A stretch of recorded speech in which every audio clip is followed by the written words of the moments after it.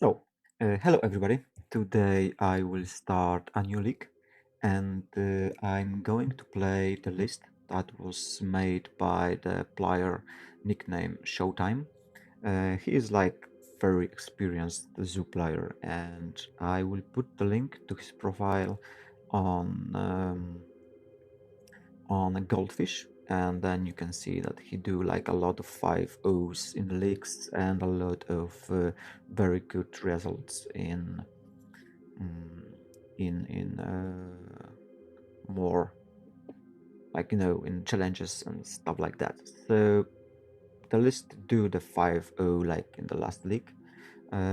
He is also present in a Discord channel, which I also put the link below in the description of this episode. Let's call it episode. So it will be like the League 2, Episode 1, and from here I want to start it like that. The first video of the league will be talk a little bit about the build with testing, because the idea of this channel is to show you like different builds of the zoo deck, and you will see how it perform in the hand of not a lot of experienced player like me. So basically it will be probably easier to choose which one you want to try.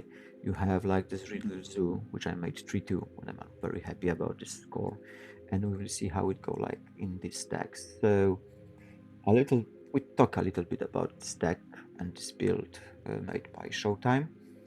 So we got like 22 lands. It's like a typical to the Zibui build. Like you can see in different builds that it's like for 21 to 23 lands. It depends on the build, but the 22 is like, in my opinion, the sweet spot. We have like 2 Arena of Glory, which can give haste to our creature, which is quite relevant. Of course, we got like fetches like Earth Mesa, Flooded Strand, and Wooded Foothills, and those fetches can get us all lands we need to make the full domain. We also have the Abzan Triumph in that Atrium, and it gives us like white, green, and black mana. That's like a typical triome you can use. Another one is like Xander Lunch, but it's like not used so much recently. Also in this mana base we have like the steam vents, two of those, because it's often you need like the 2 open blue manas, and it's very important they come untapped. We also have like a temple garden. We have 1 survey land, and it is Thundering Falls, so it's like another source of blue, which is quite important in my opinion, and as you can see in Showtime opinion also. And we have the Godless Shrine as a black source, like the second black source. As you can see, like we use the black source basically only for full domain, and we use it in the Nihil Spell Bomb to get the card back, but it's not like super necessary for that. If you need like to exile the opponent graveyard, just do it, if no matter if you have like the black mana or not. But okay, so this is like the mana base. And of course, we have like 2 basic lands. The basic lands we need to to not put ourselves in a place that we don't have mana, because like if opponent play the Harbinger of Seas or like the Blood Moon, and we have Leyline of the Guild Pack in the table, we still will have access to the all mana. So this is quite important if you're playing against a decks that could have like the Blood Moon or could have Harbinger of the Seas. If you have the Leyline, the Guild Pack, go for like the basic. It's like very, very important. Okay, so for the 1-drops, we got like 2 Consigns of Memory. This helps a lot to fight with blink decks, with every decks that do some triggers. It also helps to put the Flage into the table quite fast, because you can like counter the sacrifice trigger for Flage. We got 3 Stubborn Denials. It works very nice at the beginning, because like in the first 1 or 2 turns you can like counter removal or something like that, and later if you have like the big creature, it can allow you to counter every non-creature spells, so it's like planeswalker spells, like artifact spells, like instant sorceries, everything except the creature spell. Of course, we got like 4 lightning bolt, like early removal spell on. We can kill opponent with that.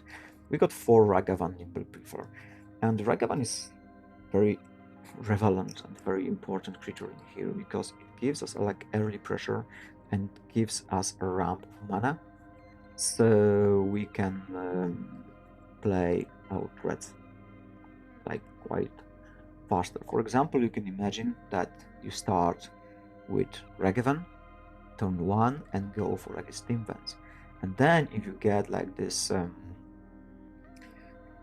when you get the treasure token, you got access to another mana, so you can fetch for the Triome, which comes tapped, and then you can just crack the treasure and, like, because you have the domain, you can play the Scion for 2, so this is like super important.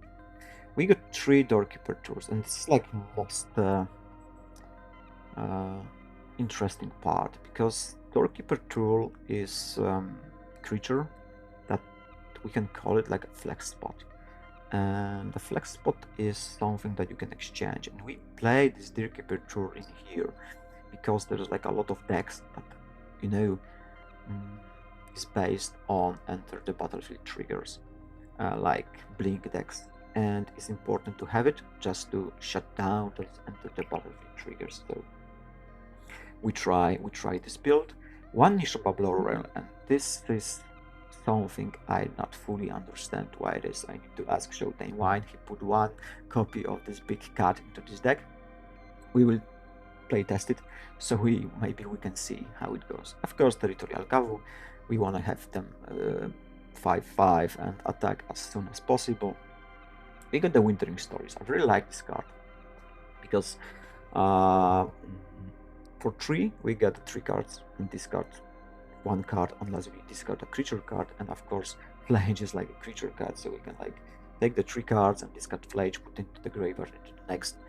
In the next turn we can cast the Flage from the graveyard if opponent allow us to do it, and later this card is into the graveyard. We can tap, for example, Scion, we can tap Kavu, or even the Flage, and only for the 1 blue mana we still can get like these 3 cards.